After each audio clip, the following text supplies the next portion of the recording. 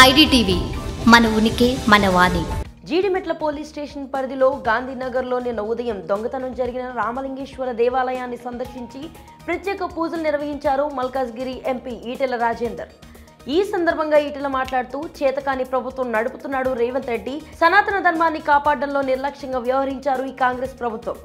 సికింద్రాబాద్ ముత్యాలమ్మ ఆలయం మీద జరిగిన దాడికి తరువాత హిందూ సమాజం అంతా బగ్గుమంటే ప్రభుత్వం హిందూ సంఘాలతో చర్చలు జరిపి హిందూ దేవాలయాల పరిరక్షణకు కృషి చేస్తామని చెప్పి మళ్ళీ అదే పునరావృతం అవుతున్నా ఎందుకు నిమ్మక నీరెట్టినట్లు వ్యవహరిస్తున్నారు అని మండిపడ్డారు. దాడి జరిగిన ప్రతిసారి మీడియా సమావేశాలు ఏర్పాటు చేసి దొంగతనానికి వచ్చారు, తాగిన మైకల్లో వచ్చారు, మతిస్థిమితం లేనివారు దాడులకు పాల్పడ్డారని, యావత్ సమాజానికి సంబంధించిన విషయాన్ని తప్పుతో పట్టించడం అలవాటైందని అన్నారు.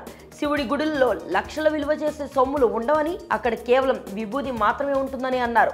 కాంగ్రెస్ ప్రభుత్వం ఏర్పడిన తర్వాత దేవాలయాల మీద దాడులు చేయడం పరిపాటి అయిపోయిందని ఆగ్రహం వ్యక్తం చేశారు. దేవాలయాలు అపవిత్రం అయ్యాయని తమ యువత ముందుకు వచ్చి కాపాడుకునేందుకు ప్రయత్నం చేస్తే వారిని అడ్డుకొని వారిపై దాడులు చేస్తే సహించే ప్రసక్తే లేదని అన్నారు.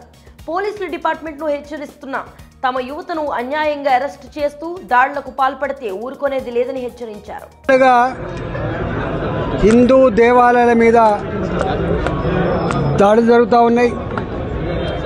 ముత్యాలమ్మ ఆలయం మీద జరిగిన దాడి తర్వాత హిందూ సమాజం అంతా కూడా బగ్గుమంటే ఆనాడు ప్రభుత్వంతో చర్చలు జరిపితే హిందూ దేవాలయాల పరిరక్షణని మేము తీసుకుంటాం, ఇలాంటి చర్యలు మళ్ళీ పునరావృతం కాకుండా చర్యలు చేపడతామని చెప్పినటువంటి ప్రభుత్వం చర్యలు చేపట్టకపోగా ఇవాళ రంగారెడ్డి నగర్ డివిజన్ గాంధీనగర్లో రామలింగేశ్వర స్వామి ఆలయంలో రాత్రి 3:20 ఇవాళ ఈ దేవాలయం మీద దాడి జరిపి వస్తువుల దొంగతనం పేరిట ఇవాళ ఆలయాన్ని అపవిత్రం చేయడం జరిగింది. ఇవాళ ఆలయాలంటే కేవలం కట్టడాలు మాత్రమే కాదు, ప్రజల విశ్వాసానికి, ప్రజల మనోభావాలకి అదొక దర్పం పట్టేటువంటి సెంటర్గా ఇవాళ చూస్తూ ఉంటారు. ఇవాళ పోలీసులు అనేక సార్లు ఇలాంటి దాడులు జరిగినప్పుడు వాళ్ళు సైకోలని, శాడిస్ట్లని, దొంగలని వాళ్ళు మత్తులో చేసినని చెప్పి తప్పించుకునే ప్రయత్నం చేస్తూ ఉన్నారు. కానీ ఇవాళ శివలింగాలు, రామలింగేశ్వర స్వామి ఆలయాలు బూడిద తప్ప అక్కడ ఏముండవు. అక్కడ దొంగతనం చేయడానికి లక్షల రూపాయల విలువైనటువంటి సరుకులు ఏముండవు. ఇవాళ బోలాశంకరుడు విభూతికి నిలయం తప్ప సంపదకు నిలయం కాదు శివాలయాలు. ఇవాళ దీని మీద దాడి జరిగింది. నేను ప్రభుత్వాన్ని ఒకటే హెచ్చరిక చేస్తూ ఉన్నా, మీ ప్రభుత్వం వచ్చిన తర్వాత హిందువుల విశ్వాసాల మీద, హిందువుల దేవాల మీద దాడి జరుగుతూ ఉన్నది. తస్మాత్ జాగ్రత్త అని చెప్పి హెచ్చరిస్తూ ఉన్నా.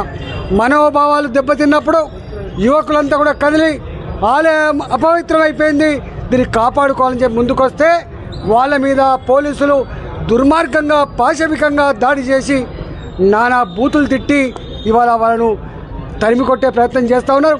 తరిమి కొట్టాల్సింది మమ్మల్ని కాదు, తరిమి కొట్టాల్సింది మా సనాతన ధర్మాన్ని కాదు, తరిమి కొట్టాల్సింది మా ధర్మం మీద దాడి చేస్తున్న సైకోలు, శాడిస్టులు, దుర్మార్గులు ఎవరైతున్నారో వాళ్ళని కట్టడి చేసే ప్రయత్నం చేయండి తప్ప, లేకపోతే మేమే కట్టడి చేసుకునే పరిస్థితి వస్తుంది. జాగ్రత్త అని చెప్పి హెచ్చరిస్తూ ఉన్నా. ఇలాంటిది చివరి కావాలని కోరుకుంటున్నాం. మన ముత్యాలమ్మ ఆలయం అప్పుడే చివరి సంఘటన అని చెప్పి భావించినాం. మళ్ళీ ఇవాళ రామలింగేశ్వర ఆలయంలో జరిగింది. దీని తర్వాత కూడా పునరావృతమైతే పూర్తి బాధ్యత రేవంత్ రెడ్డి ప్రభుత్వమే తీసుకోవాలని చెప్పి హెచ్చరిస్తూ ఉన్నా. ఇవాళ దొంగల్ని వదిలిపెట్టి ఇవాళ ఆత్మరక్షణలో భాగంగా, ధర్మాన్ని కాపాడుకునే దాంట్లో భాగంగా మా పిల్లల మీద భూతు పురాణాలతో తిట్టే ప్రయత్నం, హింస పెట్టే ప్రయత్నం చేస్తే ఖబర్దార్ అని చెప్పి పోలీసులు హెచ్చరిస్తూ ఉన్నా. ఇది కేవలం ఒక సిఐలకో ఓ ఏసీపీలకు సంబంధించిన అంశం కాదు. ఈ అంశం ప్రభుత్వమే చేతుల్లోకి తీసుకొని హిందూ దేవాలయాలను, హిందువుల మనోభావాలను, హిందువుల విశ్వాసాలను కాపాడే కర్తవ్యం ప్రభుత్వానికి ఉందని చెప్పి ఈ సందర్భంగా తెలియజేస్తూ ఉన్నా. దీన్ని తీవ్రంగా ఖండిస్తూ ఉన్నా. దోషులను నిర్దాక్షిణ్యంగా శిక్షించడమే కాకుండా ఇవాళ బేషరతుగా మా మీద దాడి చేసిన వాళ్ళని బేషరతుగా క్షమాపణ చెప్పాలని చెప్పి కూడా డిమాండ్ చేస్తాం. జై శ్రీరామ్, జై శ్రీరామ్, జై శ్రీరామ్. అందులో కనీసం వాళ్ళ పేరు అనౌన్స్మెంట్ చేయకుండా మీడియా సమావేశం ఏర్పడింది. వాళ్ళేంటి వాళ్ళ ఇక్కడ ఇద్దరు వ్యక్తుల్ని ఐడెంటిఫై చేసినట్టుగా మేము ఇప్పుడే చూపించడం జరిగింది. దాంట్లో స్పష్టంగా వాళ్ళు గతంలో అటెంప్ట్ మర్డర్ కేసులో ఉన్నట్టుగా వాళ్ళు క్రిమినల్స్ అని చెప్పి దాన్ని రాసింది కాబట్టి ఒకరి పేరేమో కాజా, రెండో వ్యక్తి పేరు అబ్దుల్ హమీద్. ఈ ఇద్దరు దుర్మార్గులు ఉదయం 3:20 తలుపులు తన్ని శివాలయం మీద చెప్పులతో వెక్కి దాన్ని ఆహ్వానం చేసిండు. ఇది వాళ్ళు దొంగతనం అంటే అక్కడ 1000 రూపాయల సరుకు కూడా ఉండదు. శివాలయంలో ఉండేటివే ఇనుప గొలుసు, దానికి ఒక గంగాలం ఉంటుంది తప్ప ఏముండదు. వాళ్ళు దొంగతనం కోసం వచ్చినట్టు చిత్రీకరించే ప్రయత్నం చేస్తున్నారు. ఇలా 14-15 ఆలయాల మీద ఇప్పటికి దాడి జరిగింది. ఇది దొంగతనం అనే నెపం నెట్టవచ్చు, కానీ ఇది దొంగతనం నెపం కాదు. ఇది ఇంటెన్షనల్గా ఇవాళ హిందువుల మనోభావాలను కించపరిచే పద్ధతిలో, వాళ్ళ విశ్వాసాలను గాయపరిచే పద్ధతిలో జరిగిన దాడిగా హిందూ సమాజం భావిస్తూ ఉంది.